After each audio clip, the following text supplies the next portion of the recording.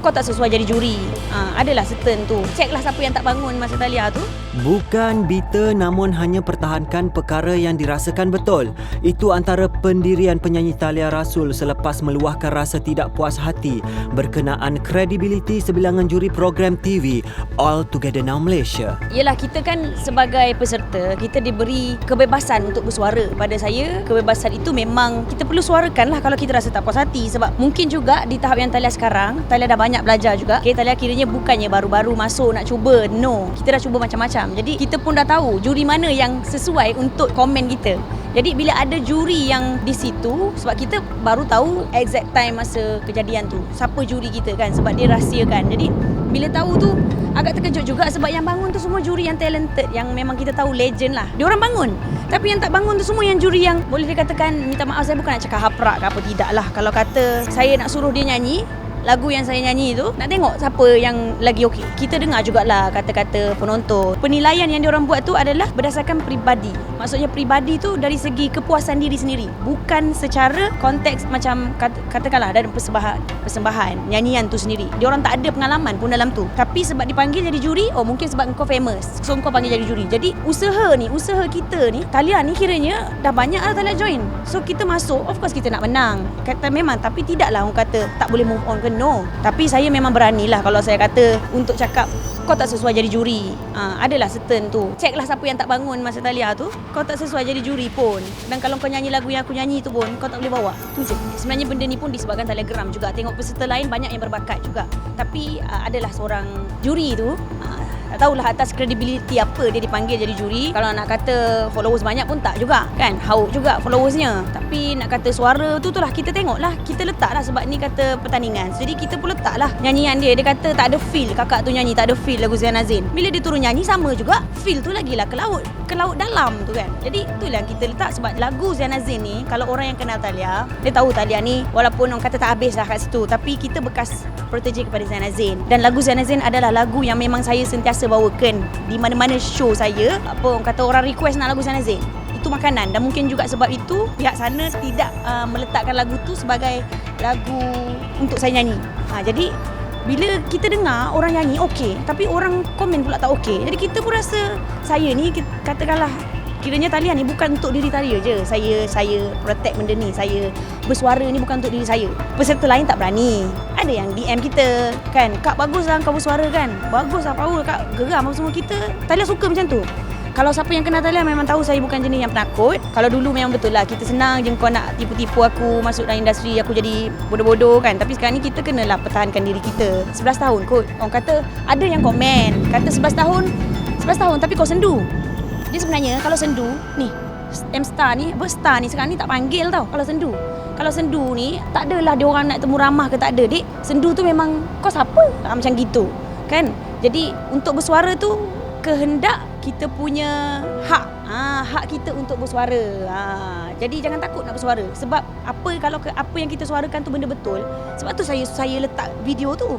Sebab saya nak suruh orang tengok betul ke tak apa yang saya cakap. Jadi still ada lagi lah. Dia kata mungkin itu orang dia jugalah yang hantar kan, cakap apa pula nyanyi hawa apa semua, kau pun nyanyi tak best. Kita normal lah benda tu. Cakap lah banyak mana. Sebab saya tak buat private IG saya. Anytime boleh nak kecam, datang kat situ boleh. Sebab saya mencari ruang dan peluang untuk diri saya move setapak lagi. Macam tu.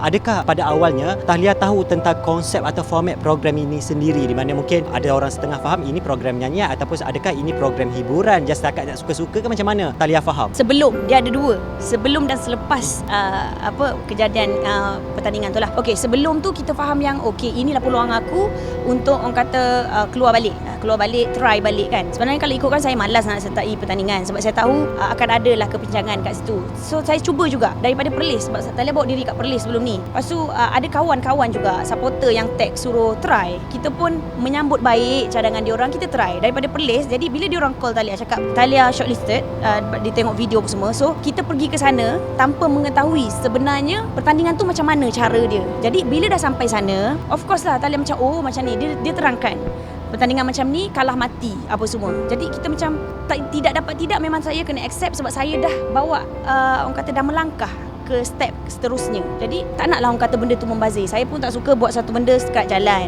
Melainkan kalau ada orang yang macam tu kan. Jadi dah orang kata dah settle dah benda tu, baru kita macam ni bukan hiburan, ini memang nak kau publicity, kau memang nak mencari rating sahajalah. Macam betul lah apa cakap orang, macam tu lah. Selepas Thalia memuat naik status tersebut di Instagram kan, jadi ada juga penggiat seni yang rasa macam tak puas hati. Ada yang mendakwa Thalia ni macam bila dah naik, ibaratkan macam dah tinggi ni macam tak pandang ke bawah kan. So macam mana dengan tomahan-tomahan sebegitu Thalia? Saya tidak, sebab Thalia tak pernah merasa Thalia tinggi. Sebab tu saya sentiasa cuba pertandingan. Kalau saya ni rasa saya hebat, saya tak masuk pertandingan. Saya mesti akan rasa buat apa aku nak masuk pertandingan macam tu.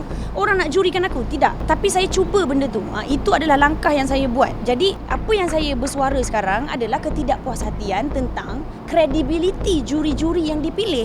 Sebab most of them, juri-juri yang kita tak tahu pun basic dia orang dalam pertandingan nyanyian tu sendiri. Dia tak ada pengalaman pun. Jadi kau nak dengar, kau nak tengok, kau nak juri orang based on penilaian kau peribadi, bukan kau punya ilmu ataupun pengalaman. So itu yang kita suarakan. Tak adalah saya kata meninggi diri. Tak, saya pun memang tak ada achievement yang tinggi sangat pun. Cuma Alhamdulillah, orang kata selepas daripada kita settle recording untuk rancangan tu sendiri, saya cuba satu pertandingan Malaysia Championship of Performing Arts, yang mana pertandingan tu saya menang, dapat gold medal. Jadi betul lah kata Allah, kita tak ada rezeki kat sana, Allah bagi rezeki kat tempat lain. Tapi itu tidak bermaksud juga saya nak bangga diri. Tidak. Tapi saya jadikan benda tu pembakar semangat saya, dan saya rasa tak salah untuk saya kata tak apalah aku tak dapat kat sana, saya nak kuatkan diri saya juga.